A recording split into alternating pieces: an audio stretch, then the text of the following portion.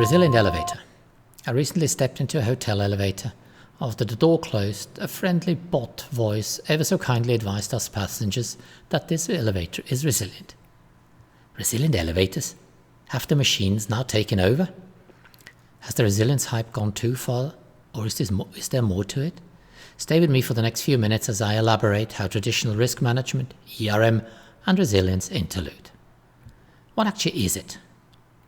For starters, allow me to share 3 definitions. None of them is perfect, but all of them are usable.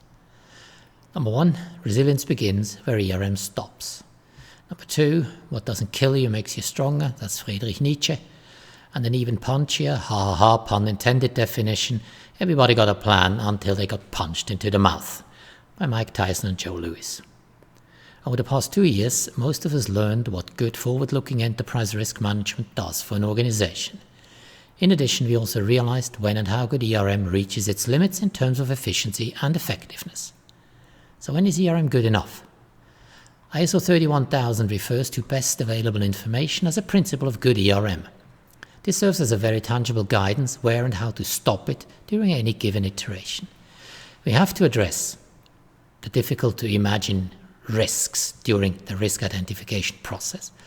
However, no real advantage emerges if an organization spends excessive amounts of resources, time on identifying and managing purple swans, green rhinos, and other similarly exotic animals.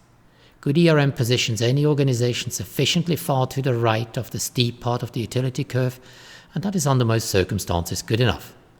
Likely though, ERM cannot and most likely should not cover for very disruptive, in the positive and negative sense, event or events. This is where resilience kicks in. The border between resilience and ERM is somewhat fluid, and secondly, the border is different for almost every organization, and lastly, there certainly is overlap. So good ERM is a must for successful resilience. Resilience does not replace ERM, and resilience does also not replace BCM either.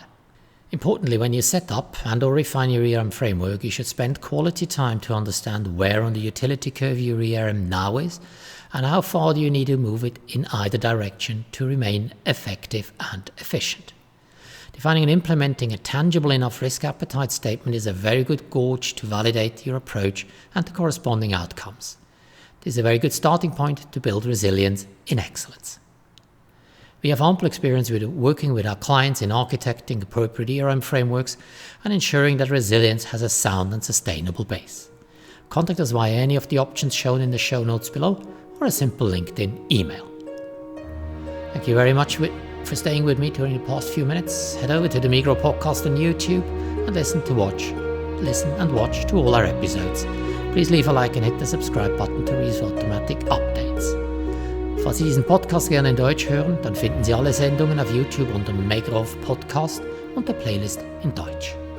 In the meantime, enjoy whatever you're doing, stay safe, stay tuned for our next episode, which is due for release in October 2022, and goodbye for now.